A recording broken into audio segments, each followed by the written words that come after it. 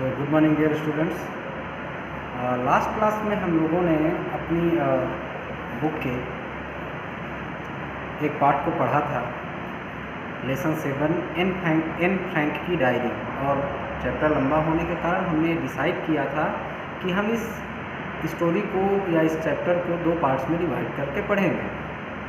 तो आपने देखा कि कैसे 1939 से 1945 के बीच होने वाले सेकेंड वर्ल्ड वार में यहूदियों के ऊपर अत्याचार हो रहे थे, और एक यहूदी परिवार था जो अंडरग्राउंड होके रह रहा था। उनके परिवार में एक छोटी बच्ची थी, 13 years old girl Anne Frank, और वो डायरी लिखने का काम करती है, और उसने अपनी डायरी के माध्यम से बहुत जानकारी दी। तो चलिए देखते हैं आगे।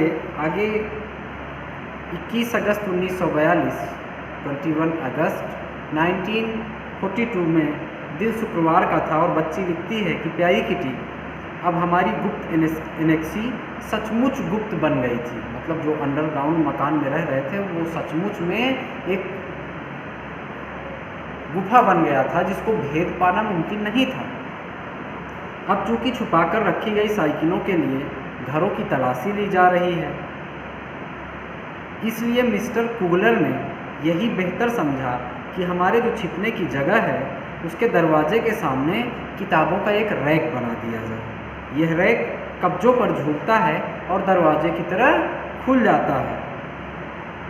अब हमें जब भी नीचे जाना होता है पहले सिर झुकाता है, फिर कूदना पड़ता है, और 3 दिन में ही इस बौने दरवाजे की चौखट से सिर टकरा कर हम सबके माथे पर घूमड़ निकल आया है, फूल आया है। बाहर बहुत ही अच्छा दिन है, साफ और गर्म। मौसम कितना भी अच्छा हो, हम अधिक से अधिक यही कर सकते हैं कि पूरे दिन अटारी पर फोल्डिंग चारपाई पर पसरे रहें, बाहर नहीं जा सकते हैं।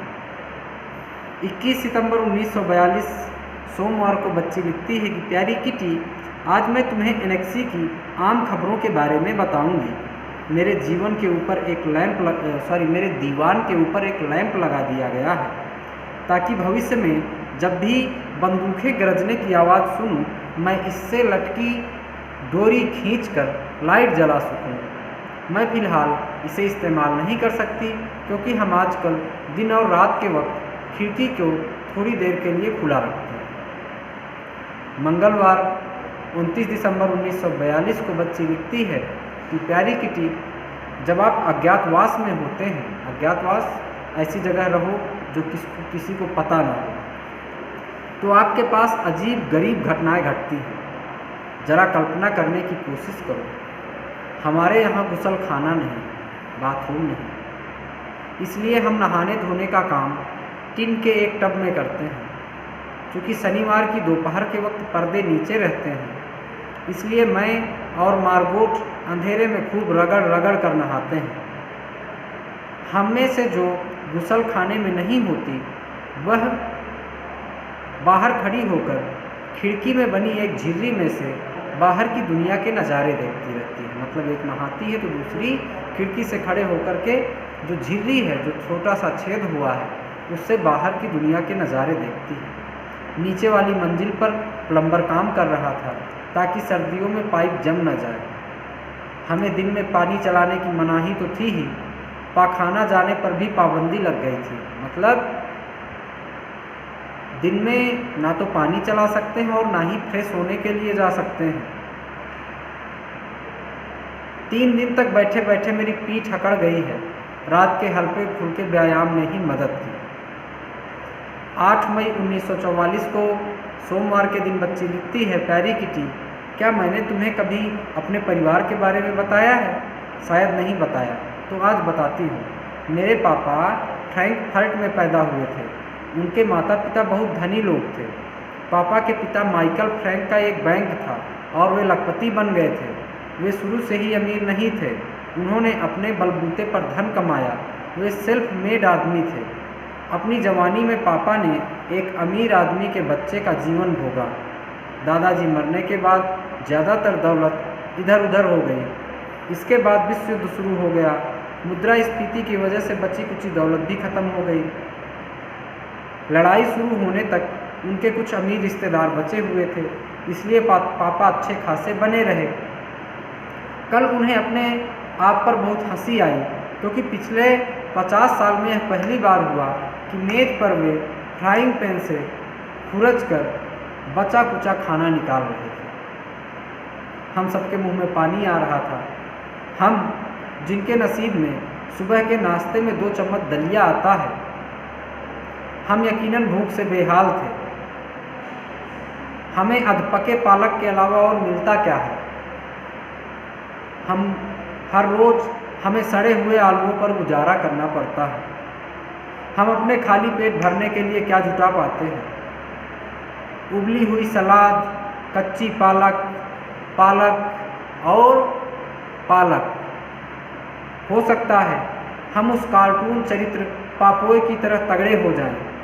एक कार्टून आता था, उसमें एक पापोए था जैसे हल्क। तो हो सकता है कि हम पालक खा खा कर तगड़े हो जाएं, जो सिर्फ पालक खाता है।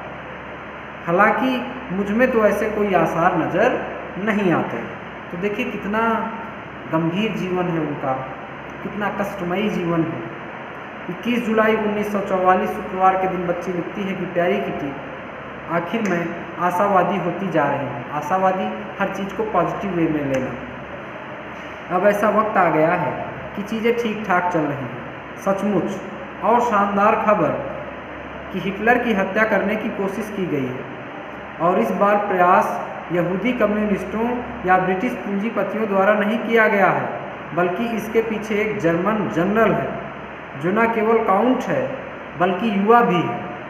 हिटलर ने अपनी जान बचाने के लिए परमपिता परमात्मा का आभार माना है। दुर्योग से वह बच गया। दुर्योग, गलत योग। वे थोड़ा इधर उधर जल गए हैं और एकाध खरोंच आई है। आसपास जितने भी जनरल या अधिकारी खड़े थे, सबके सब मारे गए हैं या जख्मी हो गए हैं। षड्यंत्र करने वाले दल के मुखिया को गोली मार दी गई है। हमें अब तक जो प्रमाणिक सूचनाएं मिली हैं, उनमें सबसे बढ़िया यह है कि ऑफिसर्स तथा जनरल युद्ध से आजीज आ चुके हैं। युद्ध करते करते उनका मन भर चुका है। इस बात की संभावना ही मुझे 7वें आसमान पर पहुंचा रही है कि हम अक्टूबर में फिर से स्कूल जा सकेंगे। आप लोग कब से जाओगे भाई? है कोई संभावना? पता नहीं, लेकिन ये लोग तो अक्टूबर से गए। आपका ना तो अक्टूबर कंफर्म है, ना नवंबर कंफर्म है, ना दिसंबर कंफर्म है, ना जनवरी कंफर्म है। तो वो बताती है कि अब संभावना है कि अक्टूबर से हम फिर से स्कूल आ पाएंगे। यह खुशी के साथ साथ तर्क संगत भी है। ओ डियर, मैंने तुम्हें अभी अभी तो बताया कि मैं घटनाओं की पूर्वाशा में विश्वास नहीं करती। मुझे माफ़ करना किटी, मुझे विरोधाभासी बातों का पिटारा मत कहना। हाँ, और अंत में 4 अगस्त 1944 की सुबह कुछ जर्मन अधिकारी एक कार से एनेक्सी पहुँचे। उन्होंने वहाँ छुपकर रह रहे 8 लोगों को गिरफ्तार कर लिया। उन्हें पहले एम्स्टर्डम की एक जेल में ले जाया गया। कुछ दिन बाद उन्हें हालैंड के उत्तर में यहूदियों के लिए बनाए गए ट्रांजिट कैंप में स्थानांतरित कर दिया गया। 3 सितंबर को उन्हें पोलैंड भेज दिया गया। वहाँ हरमन वान दान को दमघोटू गैस के जरिए मार दिया गया। वान दान फैमिली के जो चीफ थे, मुखिया थे, उनको एक गैस के थ्रू मार दिया गया। मार्गोट और एम फ्रैंक को जर्मनी के एक यातना शिविर में ले जाया गया। यहाँ गंदगी के चलते टाइफस महामारी फैल गई। हजारों कैदी इस महामारी के शिकार हुए। यही मार्गेट और एन फ्रैंक भी मृत्यु की गोद में समा गए। बच्ची भी मर गई, जिसने यह कहानी लिखी, वह भी मर गई। 12 अप्रैल 1945 को ब्रिटिश सेना ने इस यातना शिविर को मुक्त कराया। युद्ध की समाप्ति तक इन 8 में से 7 की मौत हो चुकी थी। केवल एन फ्रैंक के पिता ओटो फ्रैंक ही जीवित बचे थे। इसी के साथ यह पाठ समाप्त होता है।